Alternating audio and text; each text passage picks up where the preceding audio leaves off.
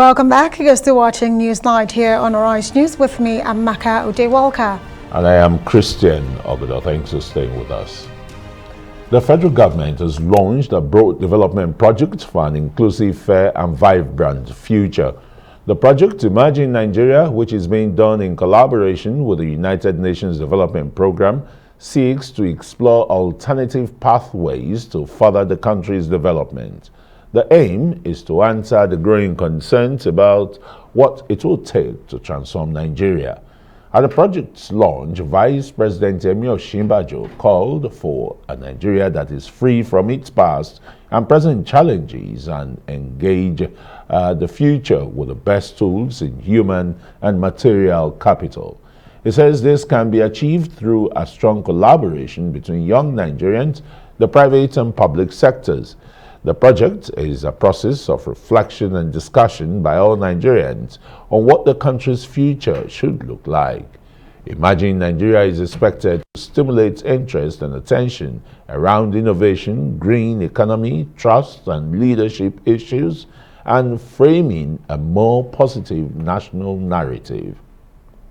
Well, for more on this, let's now cross to our Lagos studio where we have now been joined by Lanre Shasore. She is the Senior Special Advisor to the President on Planning and Coordination, as well as the coordinator of Imagine Nigeria Technical Committee. Lanre, thank you so much for being here. Well, Lanre, you must agree with me that, the news, whenever you tune in, especially as it concerns Nigeria, a plethora of the stories you get to see are more negative than positive.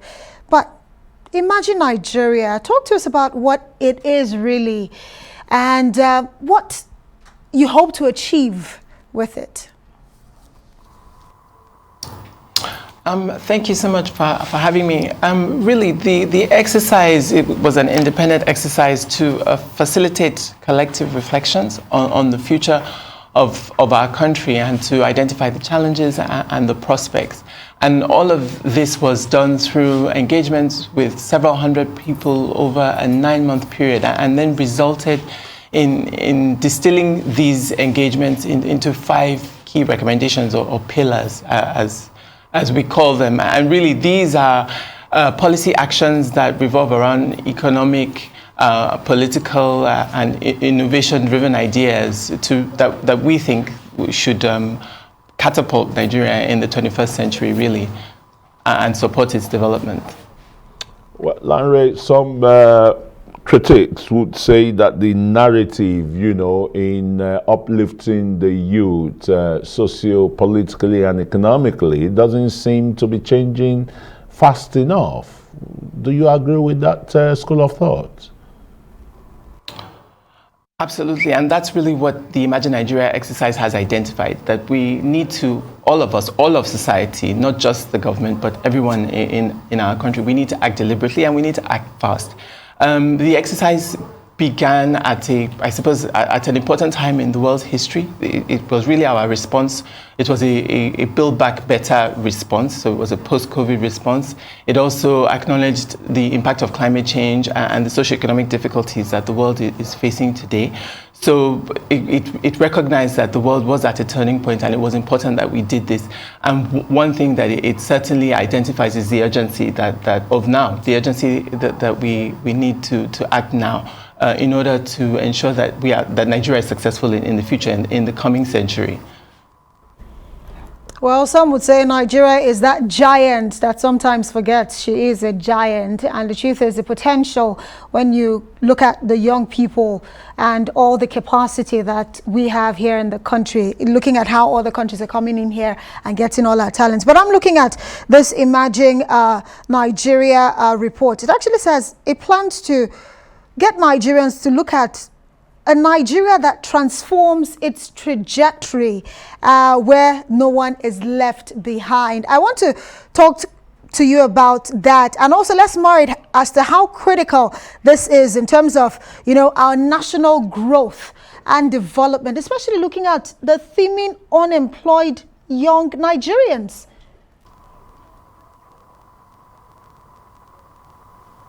Absolutely. Perhaps I should also set out the recommendations as well, so that it also gives viewers and listeners a sense of what it is that is contained in the document.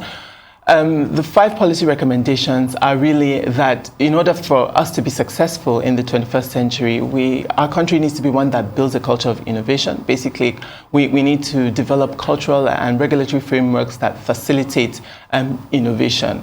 Nigeria is a country that will need to catalyze a green economy, and this doesn't mean ignoring fossil fuels, which have been the very core of our livelihood in this country, but also to identify opportunities in the coming zero oil world.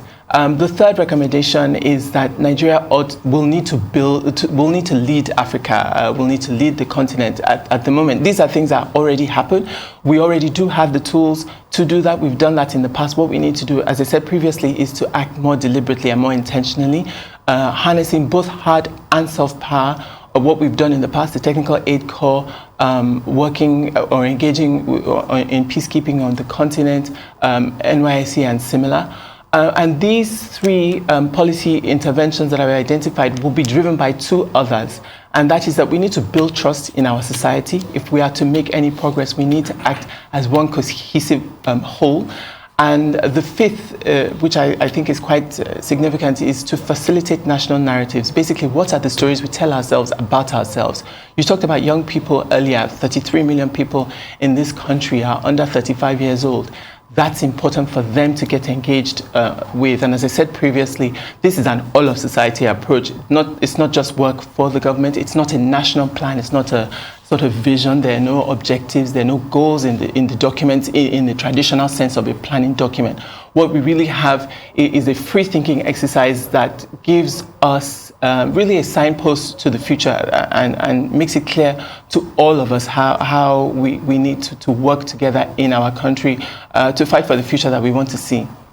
All right. Well, Lanre, quickly, some people find it quite ironic, that for a country whose academics have been on strike for 6 months now, this kind of laudable policy, how implementable would it be when the youths, just like you reeled out the statistics, more than 35%, of the population, if not half of the population are youths, and they are languishing at home. So how can these people truly develop to become leaders of tomorrow when their education is being truncated? Well, that's just it. The Imagine Nigeria exercise engaged with people across society in the country. So it was academics, it was people in markets, it was vulcanizers, it was educated people as well. And really the questions that we asked them were to consider the challenges that Nigeria faced today, the challenges in the world, and what it is that they would like to see in the future. So the result is not a document that is the exclusive preserve of one demographic or the other. As I said, it is something for all of society to engage with. And when you do look at the output documents, the output documents for the framework, including the report, the website at imaginenigeria.ng, what it is that we are hoping that everyone in society engages with the ideas in there, engages with the implementation in there, wherever they are, engages with the public or their publics through institutions and various fora and platforms. So it's not something that's exclusive preserve of academics or anything like that. It is something that we would like for all of society to engage in, and it has opportunities to do that. It requires a collective effort to rebuild Nigeria, is what you're saying. We have to say thank you so much, Lanre Shasore, the Senior Special Advisor to the President on Planning and Coordination, and also the coordinator of the Imagine Nigeria Technical Committee. Thank you. Thank you very much.